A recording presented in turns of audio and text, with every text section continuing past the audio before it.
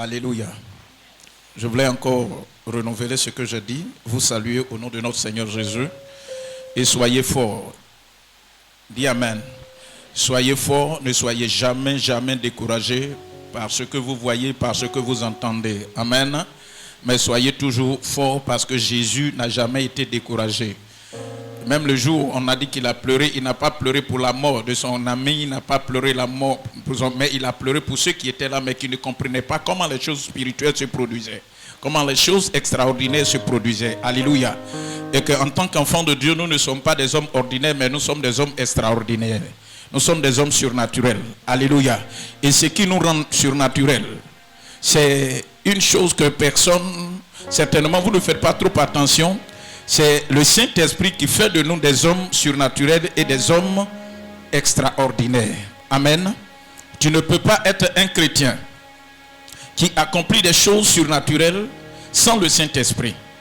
Tu ne peux pas avancer dans le service de Dieu.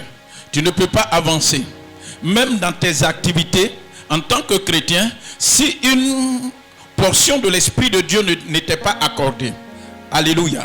Et donc le dimanche passé, nous avons parlé de ce qu'il était important pour chacun d'entre nous de rechercher le Saint-Esprit plus que toute autre chose. Parce qu'une fois que tu as le Saint-Esprit, même dans les activités, Dieu se manifeste. Il y a des contacts qui se créent d'une manière surnaturelle. Peut-être il y a des choses, tu te demandes pourquoi ça m'arrive. Mais c'est parce que tu as recherché quelque chose, tu l'as trouvé. Cette chose, ce n'est pas palpable, ce n'est pas visible, mais en réalité, il y a sa manifestation. Alléluia. Alléluia. Et aujourd'hui, je vais parler de comment faire pour recevoir le Saint-Esprit. Alléluia. Et comme je l'ai dit, c'est la troisième personne de la Trinité. Après Dieu le Père, après Dieu le Fils, c'est le Saint-Esprit. Et la Bible dit qu'à un certain moment, le Saint-Esprit a quitté l'homme. Parce qu'à la création déjà, le Saint-Esprit était là. Quand Dieu a créé l'homme, il a donné son esprit à l'homme. Et on dit il est devenu une âme vivante. Mais vous allez voir que dans la vie de tous les jours, dans le processus de l'évolution de l'homme, l'homme s'est détourné de Dieu au point que l'esprit de Dieu ne se manifestait plus. Et comme j'ai l'habitude de dire, vous allez voir tout à l'heure, si nous voulons prier pour que le Saint-Esprit descende, vous allez voir qu'il y a des gens qui seront remplis du Saint-Esprit et ils vont commencer à bouger, ils vont commencer à parler en de nouvelles langues, ils vont commencer à prophétiser, ils vont commencer à dire des choses. Pas parce qu'ils le veulent, mais Dieu leur demande de le faire. Mais le Saint-Esprit, sa manifestation est physique, est visible. Ça va? La manifestation de l'esprit est physique et visible. Mais une des choses, c'est que le Saint-Esprit lui-même, on ne le voit pas. Comme Dieu lui-même, on ne le voit pas. Mais on appelle une personne parce qu'il est venu sur la forme humaine. C'est lui qui a guidé Jésus dans tout ce qu'il faisait. Alléluia. Et Jésus leur a dit à ses disciples, en réalité, je vais partir. Il est avantageux pour vous que je m'en aille. Parce qu'il y a quelque chose de surnaturel qui me permet d'opérer, qui me permet de travailler que vous ne maîtrisez pas. Mais il faut que je m'en aille et quand ça va venir, tous ceux qui se disposeront, tous ceux qui rentrent dans certaines attitudes, dans certaines habitudes, conformément à mes prescriptions, ils vont recevoir cet esprit et ils seront puissants. Ils seront des hommes mis à part, ils seront des hommes qualifiés, ils seront des hommes établis, ils seront des chefs, ils seront des héros, ils seront des champions dans tout ce qu'ils feront. Pourquoi? Parce que c'est moi Dieu qui les guide. Alléluia.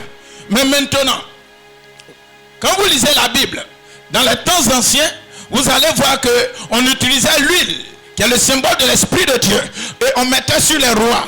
Et à partir de cet instant, ils pouvaient gouverner, ils pouvaient régner.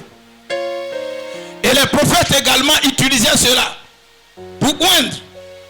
Alléluia. Alléluia. Mais vous allez voir que entre Élie et puis Élisée, il y a eu transfert du Saint-Esprit d'une personne à une autre. Entre Samuel et Saül, il y a eu transfert. Entre Samuel et David, il y a eu transfert. Mais l'exemple que nous allons voir, c'est comment les disciples du Seigneur ont reçu le Saint-Esprit. Comment faire pour recevoir le Saint-Esprit? C'est le thème. Comment faire pour recevoir le Saint-Esprit? Et nous prenons nos Bibles dans Actes chapitre 1.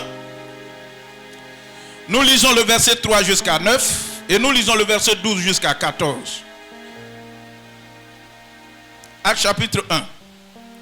Le verset 3 jusqu'à verset 9.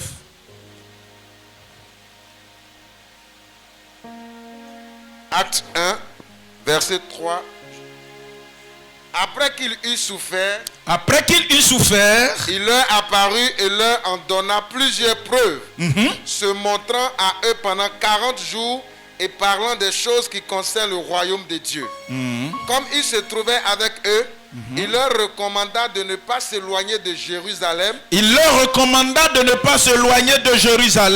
Mais d'attendre ce que le Père avait promis.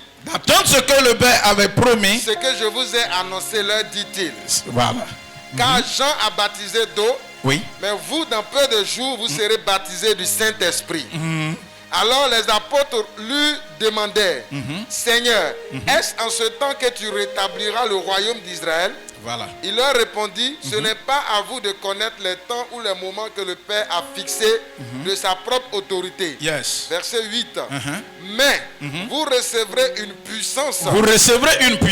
Le Saint-Esprit survenant sur vous et vous serez mes témoins à Jérusalem, dans toute la Judée, dans la Samarie et jusqu'aux extrémités de la terre. Voilà. Après avoir dit cela, il fut élevé pendant qu'il le regardait. Et une nuée le déroba à leurs yeux. Voilà, verset 12. Verset 12. Alors il retournait à Jérusalem. Quand il a fini de causer avec eux, il a été enlevé, il a été déroulé sous leurs yeux. Les disciples, les compagnons de Jésus. Il retournait à Jérusalem, de la montagne appelée des Oliviers, qui est près de Jérusalem, à la distance d'un chemin de sabbat.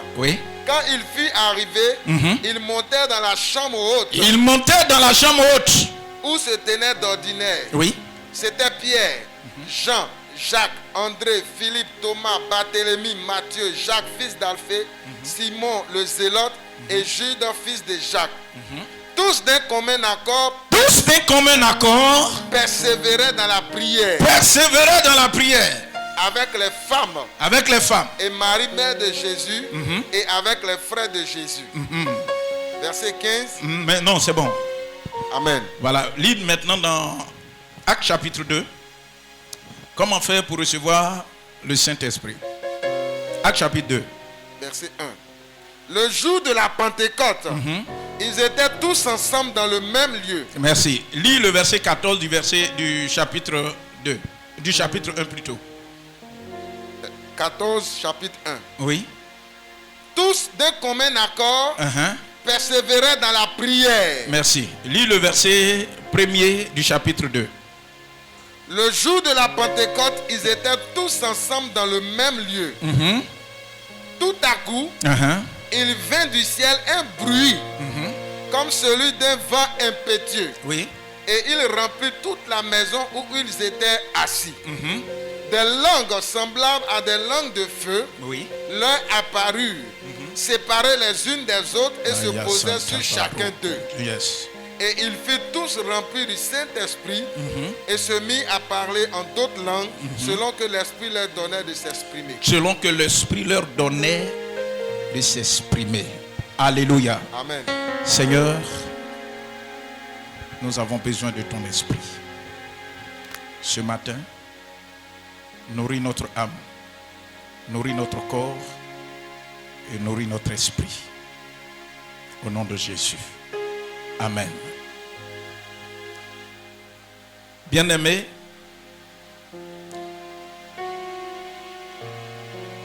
il y a des gens qui, à un certain moment, Jésus les a appelés un à un et il a commencé à travailler avec eux. Au départ, ils ne comprenaient pas ce qui était en train de se passer. Ils ne comprenaient même pas l'homme qui était avec lui, sinon avec eux. Il arrivait des moments même, il leur demandait, selon vous, que pensez-vous que je suis? Qu'est-ce que les gens disent que je suis? Je représente qui pour certains? Je représente qui pour vous? Et plusieurs versions sont sorties. Et la version de Pierre a été la version que la Bible a retenue. Alléluia. Et lorsque nous lisons la Bible, nous nous rendons compte que pour recevoir l'onction, pour recevoir le Saint-Esprit, ça diffère des circonstances et ça diffère de la mission que Dieu veut te donner. En fonction de ça, il te donne son esprit. Vous allez voir que la façon dont Moïse a travaillé avec le Saint-Esprit, c'est différent de la façon dont Ésaïe a travaillé avec le Saint-Esprit. Donc d'une manière ou d'une autre, selon la mission que Dieu veut te confier, il te donne l'esprit. Toujours est-il que ce soit moi, que ce soit toi, chacun d'entre nous a besoin du Saint-Esprit. Et souvent plusieurs chrétiens se demandent, mais comment faire pour recevoir le Saint-Esprit? Comment faire pour recevoir le Saint-Esprit? Que dois-je faire pour recevoir le Saint-Esprit? Et la lecture que nous venons de faire, c'est l'exemple des gens qui ont marché avec le Seigneur, qui ont mangé ensemble souvent avec lui. Il leur a donné certains conseils, il leur a donné certaines orientations, et à un certain moment il leur a dit, tout ce que vous me voyez faire, il y a des guérisons à gauche, il y a des guérisons à droite, il y a des choses surnaturelles que vous ne comprenez pas, qui se produisent pendant que vous me suivez. Mais les choses là, ça se produit parce que j'ai quelque chose que vous n'avez pas. Et il s'agissait de quoi? Il s'agissait de l'Esprit de Dieu. Parce que le jour de son baptême, la Bible dit que l'Esprit de Dieu est descendu sur Jésus sur une forme corporelle. Mais quand il va s'agir des disciples, la Bible nous dit que Jésus va leur donner des instructions fermes. Après sa résurrection, il va leur donner des instructions fermes. C'est en suivant ces instructions-là que eux aussi, ils vont recevoir le Saint-Esprit. Donc, le Saint-Esprit, pour pouvoir le recevoir, la première chose que tu dois savoir, il faut que tu sois un disciple du Seigneur. Premier point, accepter d'être un disciple du Seigneur. Parce que vous allez voir que si je me mets aujourd'hui, peut-être à parler à quelqu'un qui ne sait pas qui est Jésus, quand je vais lui parler de Saint-Esprit, il ne saura même pas de quoi il s'agit. Mais quelqu'un à qui tu dois parler du Saint-Esprit, il faut qu'au préalable, la personne sache qui est Jésus.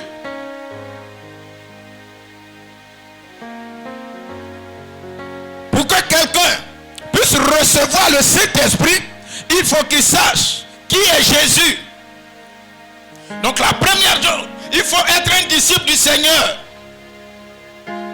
Parce que quand tu sais qui est Jésus, il ne suffit pas de savoir qui est Jésus. Il ne suffit pas d'accepter Jésus. Mais quand tu as accepté Jésus, il faut aussi accepter d'être son disciple. Il faut accepter d'être son disciple. Je suis en train de parler comment faire pour recevoir le Saint-Esprit. Pour que nous puissions être des hommes surnaturels. Pour recevoir le Saint-Esprit, le premier point, selon le texte que nous avons lu, il faut que tu sois un disciple du Seigneur. Et un disciple du Seigneur est différent d'un chrétien. Un disciple du Seigneur, il est caractérisé par la fidélité. Quand tu es un disciple, tu es un homme discipliné. Quand tu es un disciple, tu es caractérisé par la fidélité. Plusieurs sont à l'église, ils se posent la question, pourquoi je ne reçois pas le Saint-Esprit comme les autres? Je voulais te dire, pour que tu puisses recevoir le Saint-Esprit, il faut que les gènes du disciple-là rentrent en toi. Il faut que tu sois un disciple caractérisé par sa fidélité à son maître. Pour recevoir le Saint-Esprit et opérer dans le surnaturel, une des qualités que tu dois rechercher, il faut rechercher à être un disciple. Il faut rechercher à être un disciple. Il faut rechercher à suivre Jésus de manière fidèle. Si tu n'es pas fidèle, il te sera difficile de recevoir le Saint-Esprit. C'est des gens qui ont suivi Jésus pendant des années. C'est ceux-là qui ont reçu le Saint-Esprit. Alléluia. Le deuxième point, compte tenu du temps. Vous savez, quand on dit on est disciple, on est toujours disciple de quelqu'un. C'est ça, non? Ceux dont on parle, ils sont restés avec Jésus pendant un long moment. Donc pour recevoir le Saint-Esprit, pendant que tu es assis, le Saint-Esprit ne se promène pas comme ça, mais le Saint-Esprit se trouve, c'est pas comme hier, c'est pas comme avant. Le Saint-Esprit se trouve toujours en quelqu'un. Et le Saint-Esprit se trouvait en Jésus. Et donc, il faut que tu aies un guide, il faut que tu aies un maître. Je reprends. Comment faire pour recevoir le Saint-Esprit? Pour recevoir le Saint-Esprit, il faut que tu aies un maître. Et suis ce maître de manière fidèle. On ne communique pas le Saint-Esprit aussi facilement. L'exemple d'Élie et d'Élisée. Un jour certainement je vais revenir là-dessus. Comment Élisée a reçu le Saint-Esprit qui était sur Élie? Il faut toujours avoir un guide, il faut avoir un coach, il faut avoir un maître sur qui te guide dans les choses, qui te conduit dans les choses. Tu le vois faire, comment il fait, comment il a pu faire ça, comment il fait. Et vous allez voir dans la vie de tous les jours. Si tu n'as pas un modèle, une personne de référence devant toi, c'est difficile pour toi de réussir. On a toujours un homme qu'on prend comme modèle. Et Jésus est notre modèle. Jésus est notre maître. Nous devons le suivre. Nous devons marcher dans ses pas. Nous devons marcher selon sa parole. Et rester fidèles à sa parole. Pour que ce que nous lui demandons, la chose la plus précieuse qu'est le Saint-Esprit, qu'il nous l'accorde. Et aujourd'hui, vous allez voir, nous sommes à l'église. Certainement nous sommes en train de parler. Tu vas te dire, mais comment est-ce qu'il fait pour parler? Comment il fait? C'est parce qu'à un certain moment, j'ai accepté de faire le sacrifice, de suivre Jésus, de lui être fidèle, d'être son disciple. Donc aujourd'hui, si Jésus me dit va à gauche, je m'en vais à gauche. Mais il ne va pas venir physiquement me parler. Il me parlera par son esprit. Donc là où je suis devant vous, je peux être votre guide. Si vous avez besoin de comprendre quelque chose, de savoir quelque chose, comment cela fonctionne, comment l'église fonctionne, comment on fait pour atteindre ce but, pour atteindre cet objectif. Lorsque vous attachez au guide qui est le pasteur, il a les outils nécessaires pour vous orienter. Mais si vous êtes déconnecté, si vous n'êtes pas attaché à lui et que vous avez une vie privée quelque part, il vous sera difficile de comprendre certaines choses dans le royaume. Ayez un maître. Même quand vous partez en stage, vous avez toujours un maître. Avant d'aller en stage, vous avez fait CP1. Il y a quelqu'un qui vous a, même on les appelle les maîtres. Donc ayez toujours des maîtres, c'est eux-là qui vont vous éclairer. Ce que vous ne comprenez pas, ils vont vous faire comprendre. Ce que vous ne savez pas, ils vont vous faire savoir. Et dans la vie, on ne peut pas réussir si on n'a pas le maître. Et dans le monde spirituel, tu ne peux pas recevoir l'Esprit de Dieu si tu ne te laisses pas guider par un maître. Troisième point. Quand vous avez lu dans Actes chapitre 1, le verset 4, la Bible dit quoi?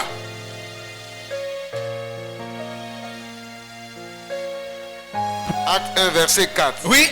Comme il se trouvait avec eux, comme il se trouvait, il s'appelle Jésus, il se trouvait avec eux. Il leur recommanda de ne pas s'éloigner de Jérusalem. Il leur demanda de ne pas s'éloigner de Jérusalem. Mais d'attendre ce que le Père avait promis. Oui, oui. Ce que je vous ai annoncé, leur dit-il. Bien.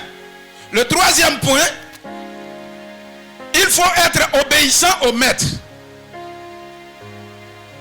Alléluia. Et quand tu as un maître, et il te donne des instructions, il te donne des orientations. Tu as un patron, il te donne un travail à faire. Si tu veux que ce maître, si tu veux que ce patron te nomme, si tu veux avoir d'autres avantages rattachés au poste que tu occupes, il faut que tu sois obéissant, soumis à ton patron. C'est comme ça que le monde spirituel fonctionne. C'est comme ça qu'on fait et puis on reçoit le Saint-Esprit. Jésus va leur dire, je ne serai pas là. Je ne serai pas avec vous. Mais pour que vous puissiez recevoir le Saint-Esprit, je vous demande de ne pas vous éloigner de Jérusalem. Je vous demande de ne pas vous éloigner de Jérusalem. Mettez-vous quelque part et attendez. Donc ça fait appel à la patience. Ça fait appel à la persévérance. Même quand le maître n'est pas là. Ça va? Même quand le maître n'est pas là. Mais puisqu'il nous a demandé d'attendre, j'attends. Il nous a demandé d'être à Jérusalem, je suis à Jérusalem. Si tu n'es pas dans le lieu que Dieu t'a indiqué, tu ne peux pas recevoir le Saint-Esprit. Si tu n'es pas là où Dieu veut que tu sois, tu ne peux pas recevoir le Saint-Esprit. Il leur a dit, soyez à Jérusalem, ne vous éloignez pas de là. Imaginez-vous, s'ils se trouvaient à un autre lieu que Jésus leur avait dit, est-ce qu'ils allaient recevoir? Non, ils n'allaient pas recevoir. Pour recevoir le Saint-Esprit, selon l'ordre que Jésus a donné, il faut être toujours dans un lieu que Dieu lui-même a précisé d'y être. Et aujourd'hui, notre Jérusalem, ça peut représenter, non seulement il leur a dit ça, mais je vais plus loin pour anticiper. Il a dit, quand vous allez aller à Jérusalem, il y a une montagne, on a l'habitude d'être là-bas, on appelle la montagne des Oliviers. Quand vous allez partir à la montagne des Oliviers, ce n'est pas en tout lieu que vous devez être, mais il y a un endroit bien précis qu'on appelle la chambre haute. Quand vous serez à la chambre haute, il y a une attitude que vous devez avoir, il y a un comportement que vous devez avoir. Donc une des choses que vous devez comprendre, pour recevoir le Saint-Esprit, il faut être obéissant à la voix du Maître. Si pasteur Conan vous demande de faire quelque chose et que vous voulez avoir des retombées spirituelles positives qui va vous faire avancer, soyez obéissant à sa voix. Il ne cherchera jamais votre perte, mais il cherchera et il priera, il jeûnera pour votre succès, pour votre bénédiction, pour que votre avenir soit un avenir glorieux. C'est ce qu'il fait. Il continue de prier chaque jour. Lorsque vous êtes connecté à un maître, soyez obéissant à ce maître et vous verrez la volonté de Dieu s'accomplir dans votre vie. Une des choses, c'est qu'il leur demande d'aller à la montagne des Oliviers. C'est une montagne. Pour monter la montagne, il faut assez de force. C'est ça, non? Il faut assez de force. Il faut assez de persévérance. Mais comme le maître a dit, il faut être obéissant. Quel que soit le fort, quelles que soient les difficultés, quel que soit ce qui va arriver, le maître m'a demandé de faire. Et je suis convaincu que si je reste dans la volonté du maître, je verrai la gloire de Dieu. Donc soyez des hommes obéissants à la voix de Dieu, à la voix de Jésus. Et vous allez recevoir le Saint-Esprit qui est utile pour nous dans tous les domaines de notre vie. Même si tu es commerçant, même si tu es coiffeur, même si tu es coiffeuse, même si tu es couturier, quand tu es rempli du Saint-Esprit, les choses avancent. Et souvent nous ne savons pas ce qui est prioritaire. En tant qu'enfant de Dieu, quand tu te convertis, une des choses que tu dois rechercher, c'est le Saint-Esprit. J'évolue. Alléluia. Alléluia. Maintenant, quand tu es un disciple, lorsque tu t'attaches à un guide et que tu es persévérant, tu es obéissant, tu es soumis, la quatrième chose que la Bible nous demande de faire pour recevoir le Saint-Esprit, selon les instructions que Jésus a données, il faut que tu appartiennes à un groupe qui aime la prière. Il faut que tu sois dans un lieu où on aime la prière. La Bible dit, quand Jésus les a laissés, il leur a dit, allez-y à la montagne des Oliviers. Mais arrivez là-bas, là, c'est pas pour dormir. Vous avez besoin de quelque chose. Cette chose-là, on ne l'obtient pas facilement. Et c'est pas avec tout le monde qu'on peut l'obtenir. On l'obtient avec un groupe sélectionné. Un groupe qui regarde dans la même direction. Un groupe de personnes qui ont la soif de Dieu, qui ont la soif du progrès, qui ont la soif de la réussite, qui ont la soif de la connaissance, qui ont la soif de redécouvrir de nouvelles choses. Si tu es un homme, si tu es une femme et que tu n'as pas soif de découvrir de nouvelles choses, regardez ma fille, elle est couturière. Le monde évolue. Et vous savez, dans 15 ans en arrière, ce que tu faisais comme couture, les modèles évoluent. Ou bien, à un certain moment, ça revient en arrière. Mais si toi, tu n'as pas suivi, tu n'as pas été attentif, quand les choses vont arriver, tu vas rester caduc, tu vas rester vieux. Alléluia. Alléluia. Et avec Jésus, c'est comme ça que les choses se produisent.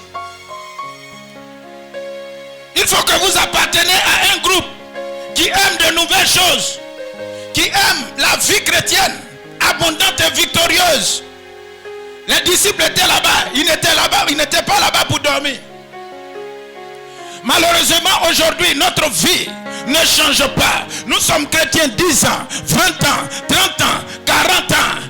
Et vous allez voir que les choses ne progressent pas. Il y a des gens, ils ont 10 ans de conversion, mais ils ne peuvent même pas gérer une cellule de prière. Ils ne peuvent même pas aider quelqu'un à pouvoir prier. Eux-mêmes, ils ne savent même pas comment prier. Qui est ton ami? Avec qui tu marches? Tu es de quel groupe? Si tu n'es pas dans un groupe qui aime la prière, tu ne peux pas recevoir le Saint-Esprit. C'est dans la prière que le Saint-Esprit descend. Et plusieurs s'attachent à faire ce qui est inutile.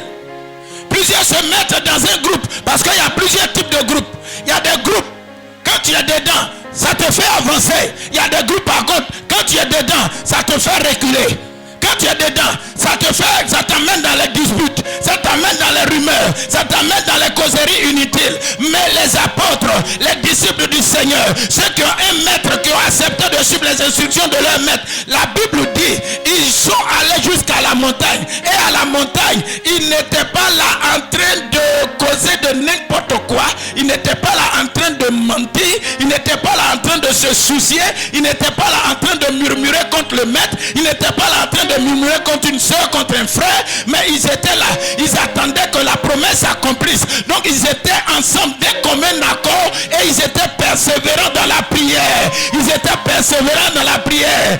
À midi, ils étaient en prière. À 9h, ils étaient en prière. À 10h, ils étaient en prière. À 15h, ils étaient en prière. À minuit, ils étaient en prière. Pourquoi? Parce qu'ils attendaient une chose qui va leur permettre de changer leur vie. Cette chose, ça s'appelle le Saint-Esprit. Les apôtres attendaient le Saint-Esprit. Pour qu'il y ait changement dans ta vie, bien-aimé, il faut que tu sois un homme de prière. Non seulement des hommes de prière, mais ce n'est pas des prières de 2 jours. Ce n'est pas des prières de 3 jours.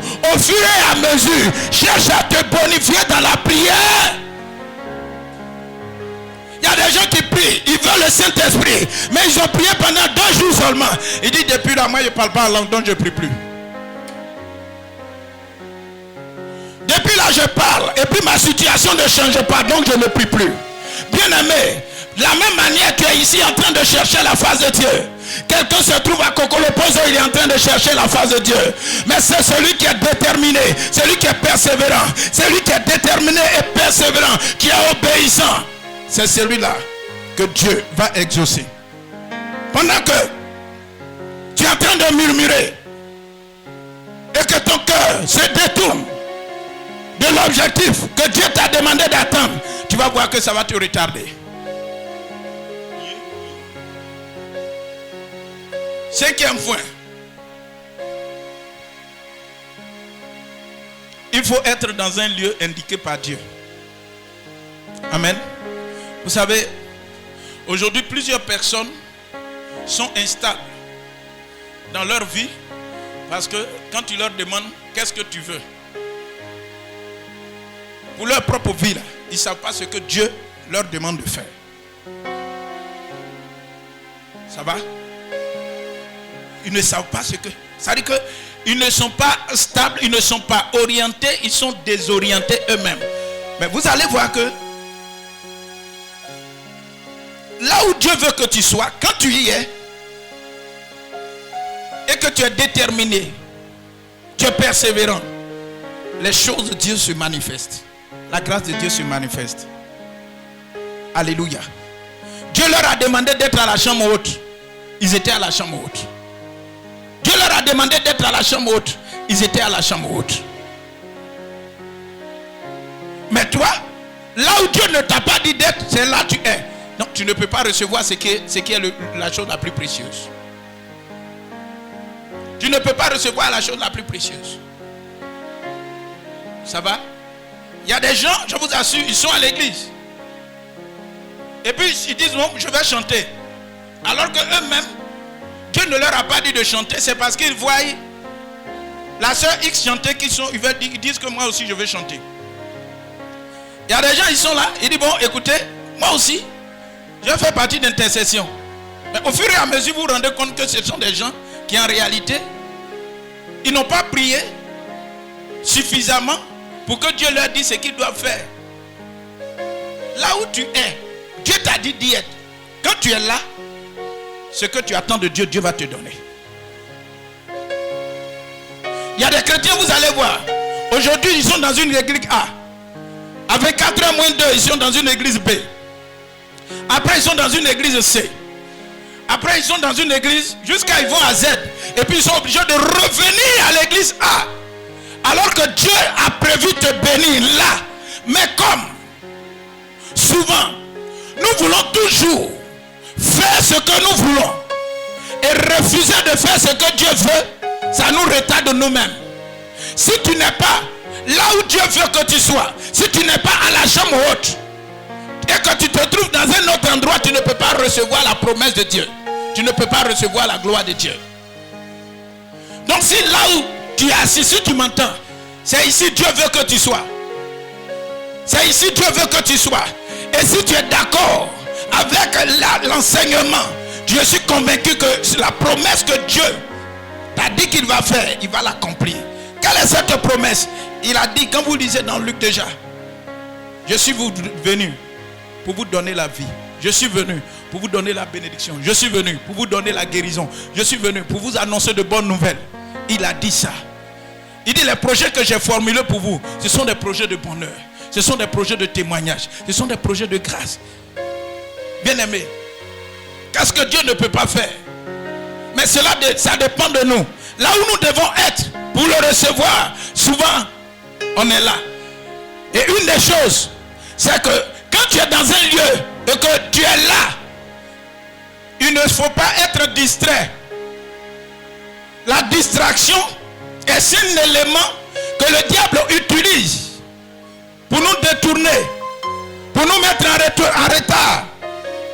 Et si tu es distrait, quand les gens vont commencer par parler en langue, toi tu es en train de penser la sauce graine que tu as laissée au feu avant de venir.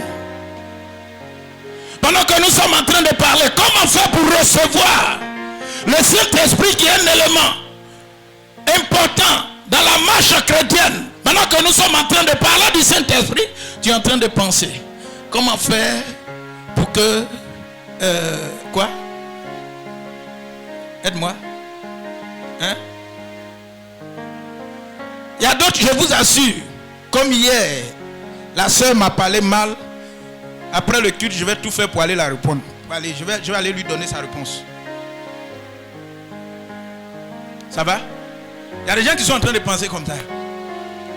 Comme hier, il m'a manqué de respect. Quand je vais arriver à la maison, je vais régler son compte. Au lieu de rechercher les choses spirituelles, on cherche les choses qui nous mettent en retard. On progresse. Alléluia. Alléluia. Et puis une des choses, vous allez voir, quand Jésus a commencé à parler, et puis ils ont commencé à rentrer dans un raisonnement religieux. Amen. Quand tu dois recevoir le Saint-Esprit, ne sois pas sage à tes propres yeux. Ça c'est le point qui suit. Ne soyez jamais sage à vos propres yeux. Avec le Saint-Esprit, il s'en fout de votre théologie. Il s'en fout de votre philosophie. Il s'en fout de votre histoire géo. Il s'en fout de quoi encore? Ils s'en foutent de ça. Avec le Saint-Esprit, votre pensée, votre connaissance, votre savoir, ce que vous appelez sagesse, au point que les hommes vous honorent, vous allez voir, ceux-là, quand ils ont reçu le Saint-Esprit, eux-mêmes, ce qu'ils étaient en train de faire, il y a des gens qui les ont regardés et ont dit, mais ceux-là, ils sont ivres. Ceux-là, ils sont devenus bêtes. Quand tu es rempli du Saint-Esprit, tes actions que tu poses, c'est une folie pour la sagesse humaine. Quand tu es rempli du Saint-Esprit, quand tu reçois l'Esprit de Dieu, quand tu es attentif, donc pour que tu puisses recevoir, il faut que tu fasses un vide dans ta tête pour dire, Saint-Esprit, me voici. Le temps que je perds dans ta présence, ce n'est pas perte de temps même. Je suis en train de t'attendre. Je veux que tu me touches. Je veux que tu me visites parce que je veux un changement dans ma vie. Ne soyez pas trop sages. Et souvent vous allez voir, il y a des gens qui sont à l'église, mais ils ont une autre façon de comprendre l'évangile. Et souvent même quand vous faites des réunions, vous allez voir, il y a certaines interventions, tu te demandes, est-ce que celui-là, il prie même avant qu'il prie? Parce qu'il veut faire triompher, lui, sa sagesse, il veut faire triompher sa philosophie, il veut faire triompher sa connaissance en vente de chaussures. Et il croit qu'à l'église, ça rime avec la vente de chaussures. Quand bien même que toutes ces connaissances peuvent nous être utiles dans la gestion de l'église, mais c'est l'Esprit de Dieu que nous suivons dans l'église. Ça va? Ça va? C'est l'Esprit qui nous guide. Mais ce n'est pas nous qui guidons le Saint-Esprit, mais celui qui a reçu le Saint-Esprit. Celui, vous voyez une différence dans son intervention par rapport à celui qui a été touché. Parce qu'il y a à être touché. Le Saint-Esprit peut être sur toi. Le Saint-Esprit peut être en toi. Ça fait deux choses. Quand le Saint-Esprit est sur toi, il y a une différence. Que quand le Saint-Esprit est en toi. Ça va? Quelque chose qui est sur toi, ça peut quitter facilement. Mais quelque chose qui est en toi, ça devient un caractère, ça te détermine, ça t'identifie. Ça va? Mais quelque chose qui est sur toi, c'est facile. Ça rentre dans le cadre, même quand tu dois faire délivrance. Celui qui est possédé et celui qui est influencé, les deux personnes là, pour faire leur délivrance, c'est différent. Celui qui est influencé par un esprit, tu ne souffres pas. Mais celui qui est possédé, souvent même, il devient fou. Quand tu le vois, sa façon de faire, ça fait trembler le voisin. Il n'est pas guidé par Dieu, mais il est guidé par celui qui le remplit. Voilà pourquoi dimanche je vous ai dit, cherchez à être rempli du Saint-Esprit. Le dernier point, abandonnez-vous entièrement à Dieu. Abandonnez-vous entièrement à Dieu. Abandonnez-vous entièrement à Dieu. Abandonnez-vous entièrement à Dieu. Et vous lisez ça dans Ésaïe 40, verset 31. On ne pourra pas lire, le temps est déjà parti. On ne pourra pas lire. Donc, je vais m'arrêter là. Ça fait combien de points? 7 points, good. C'est que vous prenez bien. Je ne vais pas revenir là-dessus, sinon ça va prendre quelques minutes. Mais je veux que vous les notez bien. Si quelque chose vous n'avez pas compris, comme c'est un temps d'enseignement, je vous donne l'opportunité de m'appeler et au téléphone, je peux mieux vous parler. Amen. Au téléphone, ou bien on peut se rencontrer. Une fois, il y a une maman qui m'a demandé, et ça vient dans mon esprit, pourquoi l'offrande d'Abel a été agréée et puis l'offrande de Caïn n'a pas été agréée. C'est ça? On devait en parler et puis on n'en a pas pu. Trouve une lucarne, on va s'asseoir et puis on va parler de ça. Ça va? Ok. La personne se reconnaît. Donc, on est ensemble. Que Dieu vous bénisse. Bien? Le message est terminé. Je prie. Saint-Esprit de Dieu, je te demande, de la même manière que des hommes ont été obéissants, fidèles à leur maître, il leur a promis quelque chose. Ils sont restés dans cette fidélité, malgré qu'ils soient absents. Mais ils avaient foi que lorsque le maître dit quelque chose, sa main l'accomplit. Et là où ils étaient, dans la persévérance, dans la patience, dans la détermination, et comme ils avaient un seul but à atteindre, la Bible dit, dans Actes chapitre 2, le jour de la Pentecôte, ce qui faisait l'objet de leur prière, ce qui faisait l'objet de leur attente, ce qui devait apporter la transformation, le changement, ce qui devait les établir, est descendu.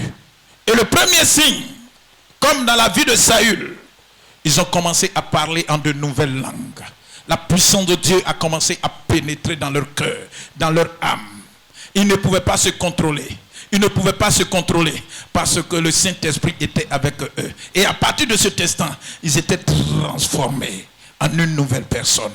Ainsi donc, je prie que chacun d'entre nous ait soif de ton esprit. Chacun de tes enfants ait soif de ton esprit. De sorte que lorsqu'ils seront en contact avec cet esprit, dans leurs différentes activités, que l'esprit les impacte positivement au nom de Jésus-Christ. Qu'il y ait, éternel Dieu, une bénédiction surnaturelle au nom de Jésus. Qu'il y ait une influence positive du Saint-Esprit dans leur vie au nom de Jésus. Et que la présence du Saint-Esprit leur ouvre les portes. Parce que les hommes comme des pierres, qui étaient des hommes peureux, l'Esprit de Dieu les a rendus les hommes capables. Ils parlaient aux autorités sans trembler. Que cela soit le partage de tes enfants. Dans le nom de Jésus-Christ. Amen.